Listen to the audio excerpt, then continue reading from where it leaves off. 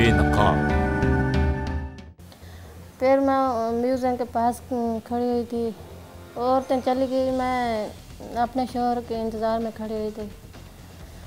फिर एक बूढ़ा आदमी था, एक लाल शर्ट वाला लड़का था, उसने जो बूढ़ा आदमी था वो मेरे मुंह पे रुमाल रखा था, मुंह बंद कर दिया था। जो लाल शर्ट वाला था उसने मेरे कान पे पिस्तौल रखा था। फिर नीचे कमरा, सीढ़ियों के नीचे कमरा है, उधर ले गए। अंदर कमरे में अंधारा था।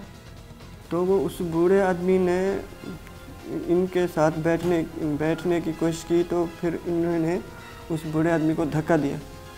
फिर इसके बाद ये बता रही है कि मुझे कोई होश नहीं है। 1:30 बजे का वक्त था। इस तरह के इसने खादिम हुसैन ने हमें बल्हा फिसला के बाहर निकाल दिया। रक्षा करके थाना ब्रिगेड में तकरीबन 11 बजे गए रिपोर्ट करने के लिए। तो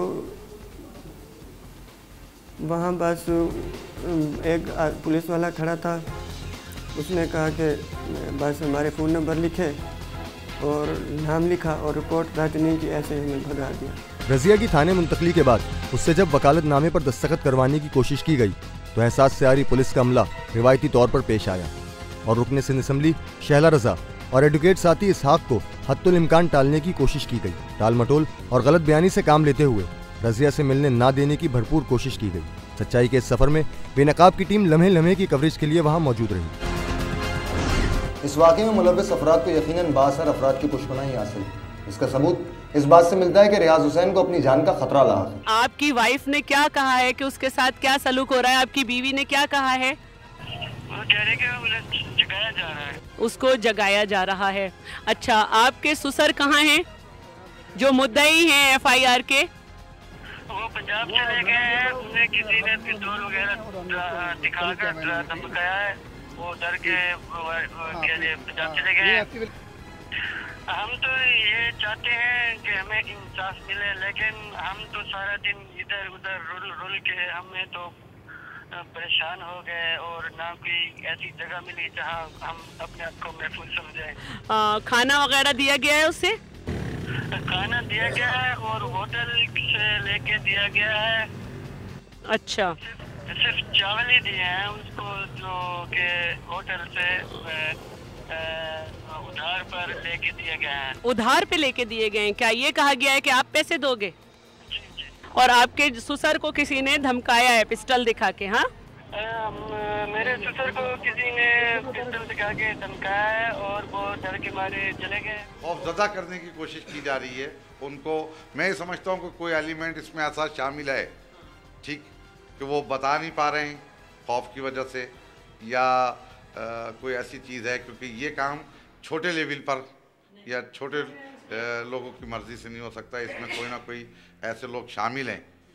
वो किस कैटेगरी के हैं, तो हम यही कहेंगे कि तफ्तीश हो और इसकी अच्छी तरह से छानबीन हो और ये मामला कैफरे किरदार तक पहुँचे। पुलिस की बेहिसी का और क्या सबूत होगा कि एक औरत अपनी इस्मत गंवाकर जब पुलिस की तहवील में आई तो उसके खाने पीने का खर्च उधार की शक्ल में उसके अजीजों पर चढ़ाया गया।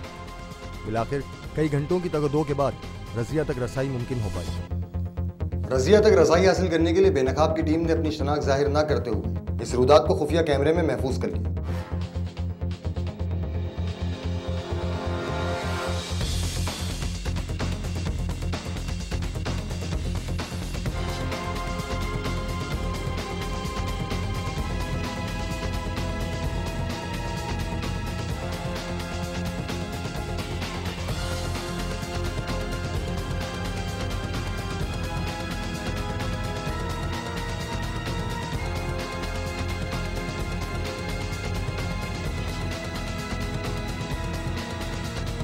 मज़ार कायद के अहाते में होने वाला ये कोई पहला वाक़या नहीं। 9 माह कबल भी एक लड़की को छेड़ने के इल्ज़ाम में 7 सिक्योरिटी गार्ड्स को गिरफ्तार किया गया था। एक मकामी रोजनामे ने एक और हैरत अंगेज इंकशाफ किया है कि मज़ार कायद के सर्वेंट क्वार्टर्स जोड़ों को घंटों के हिसाब से किराए पर दिए जाते हैं। रज़िया कुबरा जैसी ख्वातीन की इस्मत दरी के वाक़यात के बाद सोई हुई इंतज़ामिया वक्ती तौर पर जाग उठती है और कुछ कारकर्दगी का मुजाहरा किया जाता है। ऐसा ही कुछ हाल इन दिनों मोहसिन पाकिस्तान की आखिरी आरामगाह का है, जहां आप कोई प्रेमी जोड़ा पर नहीं मार सकते।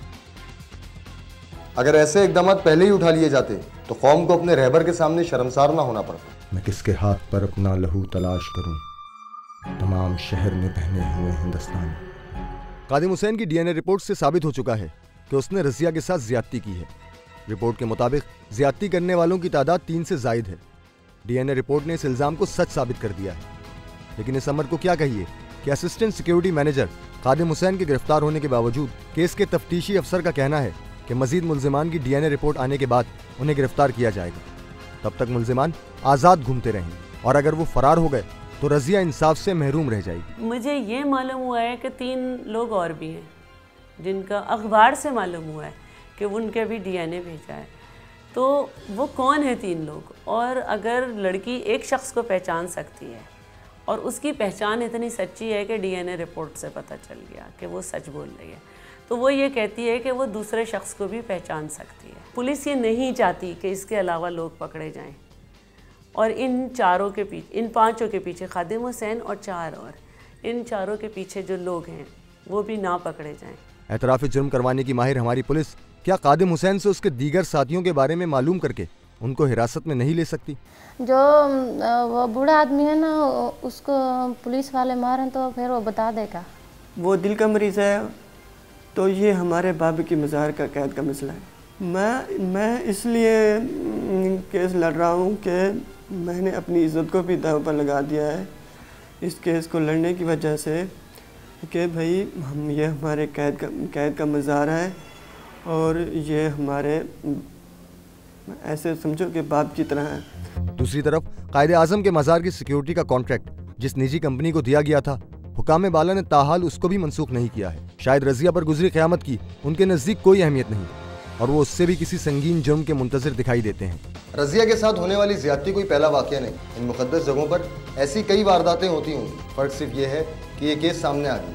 इस लड़की पर गुजरने वाली रुदात जानने के बाद बखूबी अंदाज़ा लगाया जा सकता है कि गुड गवर्नेंस और कानून की बालादस्ती के दावे खोखले नारों के सिवा कुछ भी नहीं। ज़रूरत इस बात की है कि इस बात को यकीनी बनाया जाए कि कौम की किसी और बेटी के साथ ऐसा हादसा ना हो। हमने कर दिया है बेनकाब। अगर आप भी कुछ बेनकाब करना चाहते हैं तो हमें लिख भेजिए।